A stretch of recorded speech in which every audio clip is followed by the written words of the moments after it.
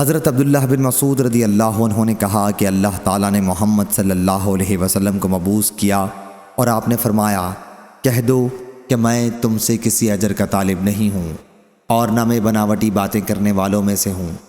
پھر جب آپ نے دیکھا کہ قریش اناج سے باز نہیں آتے تو آپ صلی اللہ علیہ وسلم نے ان کے لیے بد دعا کی کہ اے اللہ، ان کے خلاف میری مدد ایسے قحط سے کر جیسا کہ یوسف علیہ السلام کے زمانے میں پڑا تھا۔ قحط پڑا اور ہر چیز ختم ہو گئی، لوگ ہڈیوں اور چمڑے کھانے پر مجبور ہو گئے۔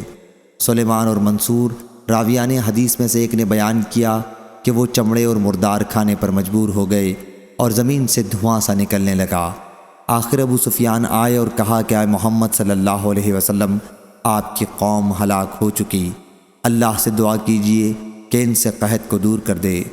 حضرت صلی اللہ علیہ وسلم نے دعا فرمائی اور قحط ختم ہو گیا، لیکن اس کے بعد وہ پھر کفر کی طرف لوٹ گئے۔ منصور کی روایت میں ہے کہ پھر آپ نے یہ آیت پڑھی تو آپ اس روز کا انتظار کریں جب آسمان کی طرف ایک نظر آنے والا دھواں پیدا ہو، آئے دون تک۔